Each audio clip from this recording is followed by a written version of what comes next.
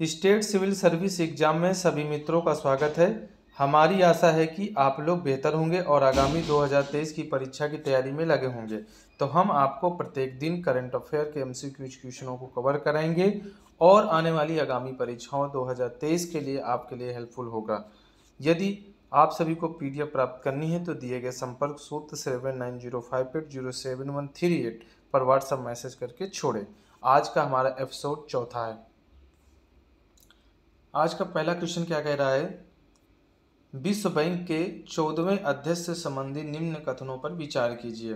कथन एक क्या कह रहा है? 3 मई 2023 को भारतीय मूल के अमेरिकी उद्यमी अजय बंगा को विश्व बैंक का 14वां अध्यक्ष नियुक्त किया गया है। कथन सेकंड, वो इस पर पहुंचने वाले भारतीय मूल के पहले व्यक्ति हैं। कथन तीसरा, उन्होंने डेविस मालपास का स्थान लिया है। तो ये 3 कथन दिए हुए हैं। आगे हम आपको ऑप्शन कराएंगे, देखना कौन सा ऑप्शन सही होगा। उपयुक्त कथनों में कौन सा कथन सही है? ए नंबर ऑप्शन बोल रहा है कि ये केवल 1 और 2 सही है। बी नंबर ऑप्शन 2 और 3 सही है। सी नंबर ऑप्शन 1 और 3 सही है और डी नंबर ऑप्शन उपयुक्त सभी सही है। तो सभी लोग बताएं कि आपका ऑप्शन कौन सा सही जा रहा है। तो ऑप्शन जो इसमें सही होगा वो डी सही होगा। ठीक है, कैसे? आपको बता दें कि अभी हाल ही में भारतीय मूल के अमेरिकी उद्यमी अजय बंगा को 14वां अध्यक्ष नियुक्त किया गया है। अब वो इस पद पर पहुंचने वाले पहले भारतीय मूल होंगे विश्व बैंक के रूप में। ठीक है, और उन्होंने डेविस मालपास का स्थान लिया है। इससे पहले जो अध्यक्ष थे वो डेविड मालपास थे। ये तीनों कथन सही, इसलिए उपयुक्त सभी सही है। चलते हैं व्याख्या की तरफ। ये हैं हमारे अजय बंगा जी। भारतीय मूल के अजय बंगा विश्व बैंक के अगले अध्यक्ष होंगे। विश्व बैंक के 25 सदस्यीय कार्यकारी बोर्ड ने बुधवार यानी 3 मई को अजय बंगा को अध्यक्ष के रूप में 5 साल के लिए कार्यकाल के लिए चुना है। वहीं वो 2 जून 2023 से ये पद के लिए प्रभावी होंगे। वहीं अजय बंगा विश्व बैंक के वर्तमान अध्यक्ष डेविड मालपास का जगह ली है। बात करेंगे आगे बंगा जी के बारे में। बंगा का जन्म जो है भारत में ही हुआ है और वो 2007 से अमेरिकी नागरिक हैं। बंगा ने आईआईएम और अहमदाबाद से एमबीए की डिग्री हासिल करने से पहले दिल्ली के सेंट स्टीफंस कॉलेज से अर्थशास्त्र के स्नातक डिग्री को भी पूरी की और उन्होंने भारत में नेस्ले के साथ अपना करियर शुरू किया और फिर सिटी ग्रुप के साथ भी काम किया। वहीं 2016 में भारत सरकार ने उन्हें चौथे सर्वोच्च नागरिक पुरस्कार पद्मश्री से भी सम्मानित किया था। क्वेश्चन नंबर 2, 24 अप्रैल 2023 को दूसरे लता दीनानाथ मंगेशकर पुरस्कार के लिए सम्मानित किसे किया गया? तो पहला ऑप्शन है पंकज उधास को, दूसरा है विद्या बालन को, तीसरा है आशा भोसले को और डी नंबर ऑप्शन है जो है वो है अनुपम खेर को। तो सभी लोग बताएं कि कौन सा ऑप्शन आप सभी का सही जा रहा है। तो ऑप्शन इसमें जो सही होगा वो सी नंबर ऑप्शन सही होगा, आशा भोसले जी को। चलते हैं व्याख्या की तरफ। प्रधानमंत्री नरेंद्र मोदी ने 2022 का पहला लता दीनानाथ मंगेशकर अवार्ड प्रदान किया गया। किसको? प्रधानमंत्री नरेंद्र मोदी को 2022 में। और 2022 में ही जब जो हमारे लता मंगेशकर जी का देहांत हुआ फरवरी 2022 में, इसके बाद ये लता दीनानाथ मंगेशकर अवार्ड की शुरुआत की गई, जिसमें पहला पुरस्कार प्रधानमंत्री नरेंद्र मोदी को प्राप्त हुआ। अब 2023 में जो लता दीनानाथ मंगेशकर पुरस्कार है वो आशा भोसले को दिया जाएगा। ठीक है, बात करेंगे लता दीनानाथ मंगेशकर पुरस्कार एक महान गायिका जिनका नाम था लता मंगेशकर की स्मृति और सम्मान में स्थापित किया गया था 2022 में, जिनका फरवरी 2022 में 90 वर्ष की आयु में निधन हो गया था। मास्टर दीनानाथ मंगेशकर स्मृति प्रतिष्ठान चैरिटेबल ट्रस्ट के अनुसार ये पुरस्कार हर साल केवल एक ही व्यक्ति को दिया जाएगा। ये भी याद रखना है, जिसने राष्ट्र और लोगों को और समाज के लिए अभूतपूर्व, शानदार व अनुकरणीय योगदान दिया हो। बात करेंगे लता मंगेशकर के बारे में। ये हैं हमारी लता मंगेशकर जी।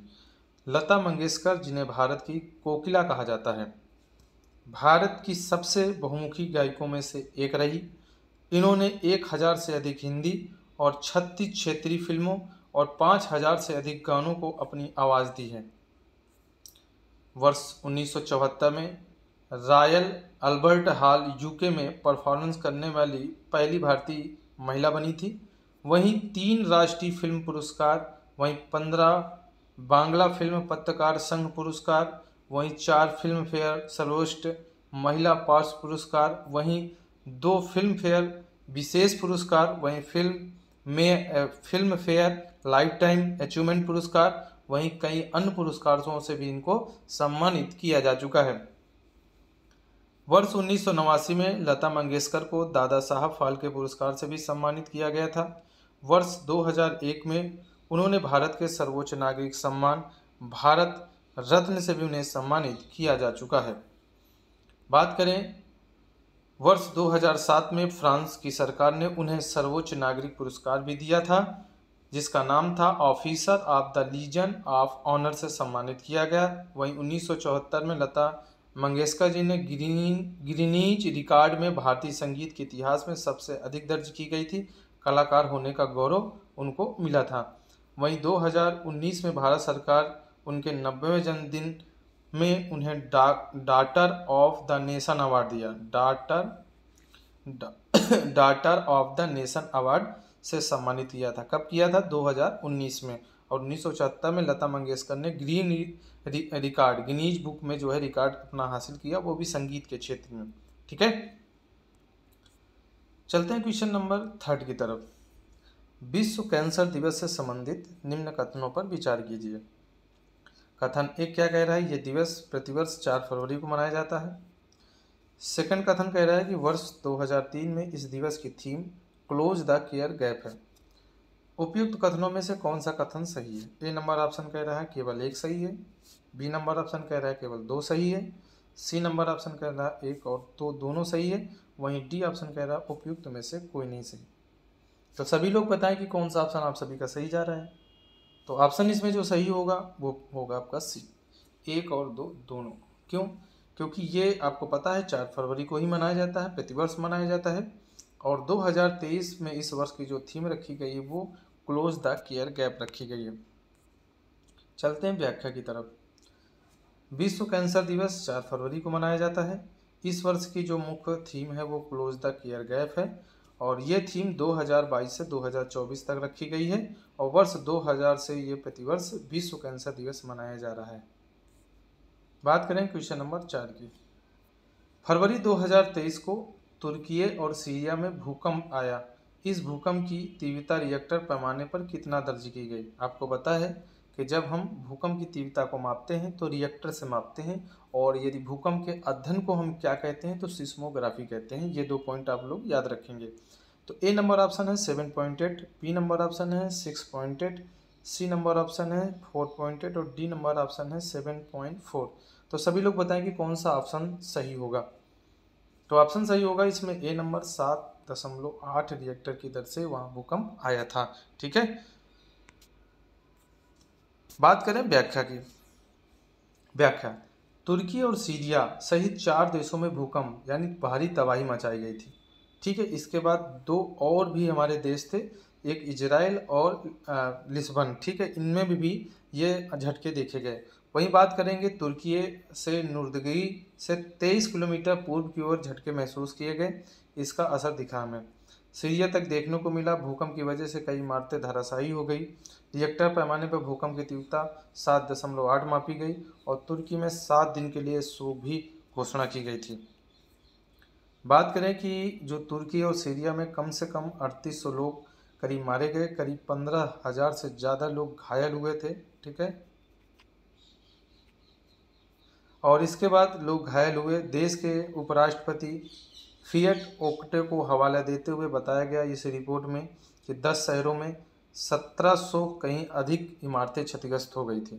भारत ने तुर्की को हर संभव मदद का भरोसा दिया। इसी के तहत एक एनडीआरएफ की टीम और विशेष प्रशिक्षित डॉग स्क्वाड को तुर्की के लिए रवाना किया गया, और भारत ने नमस्ते योजना चलाकर तुर्की सीरिया में फंसे भूकंप मलबे में लोगों को निकालने के लिए ये मददगार हुई।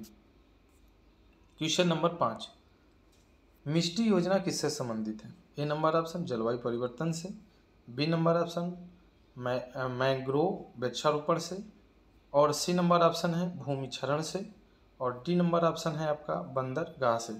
तो सभी लोग बताएं कि कौन सा ऑप्शन आप सभी का सही जा रहा है। तो ऑप्शन जो इसमें सही होगा वो बी नंबर होगा, मैंग्रोव वृक्षारोपण से संबंधित है। कौन सी योजना? मिष्टी योजना।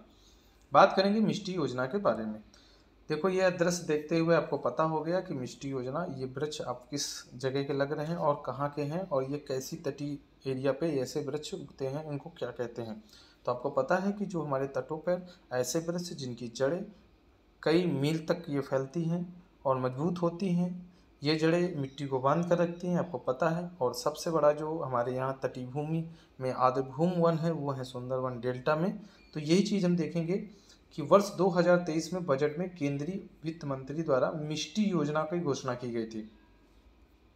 इसका उद्देश्य है कि भारत के समुद्र तट के साथ साथ लवणीय भूमि पर मैंग्रोव वृक्षारोपण की सुविधा प्रदान करना, ये इसका उद्देश्य है। और ये योजना से मैंग्रोव वृक्षारोपण से संबंधित है। ठीक है, तो इस प्रकार से आज के 5 क्वेश्चन कंप्लीट होते हैं। ठीक है, मिलते हैं अगले एपिसोड में हम लोग। यदि हमारा वीडियो आप लोगों को अच्छा लगा हो तो लाइक करें, फॉलो करें और अपने मित्रों को शेयर करें जो आगामी 2023 की परीक्षा में लगे हुए हैं। Thank you so much. धन्यवाद। जय हिंद, जय भारत।